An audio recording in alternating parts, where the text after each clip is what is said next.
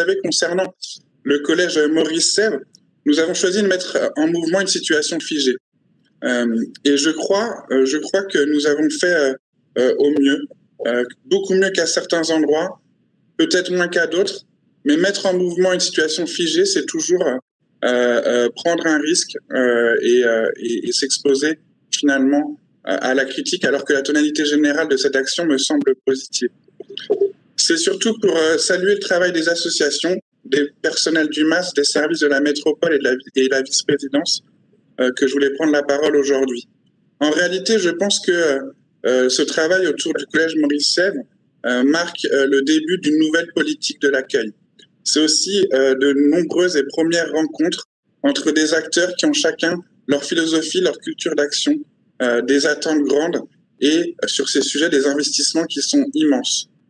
Ils s'appellent Banjan, Ousmane, Sina. Ce sont des anciens habitants du collège, désormais à l'abri, dans des conditions dignes. Mais pour Patrick ou Aboubacar, la situation reste compliquée. Il y a aussi Nicole, Sébastien, Serge, Anne, Anaïs, qui ont tellement réinventé le fonctionnement collectif que je m'excuse de seulement les citer eux, alors qu'ils auraient ce que je puisse souhaiter de tout le monde.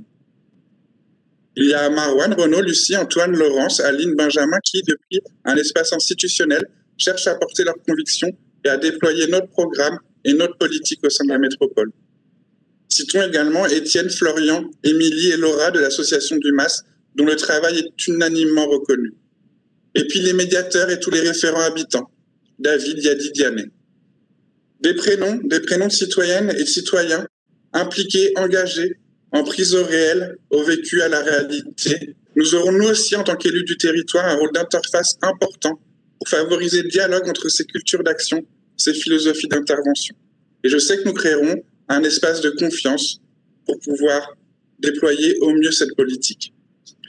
Avant de refermer cette intervention, je soutiens et je voudrais réexprimer publiquement l'importance de rouvrir une forme de halte de jour pour remplir la fonction centralisatrice un petit peu de mise à l'abri d'un espace de se sentir bien, qui était, malgré tous les défauts du collège et cette situation insalubre, une des fonctions de ce collège et qui manque cruellement aujourd'hui pour les associations comme pour ses anciens habitants.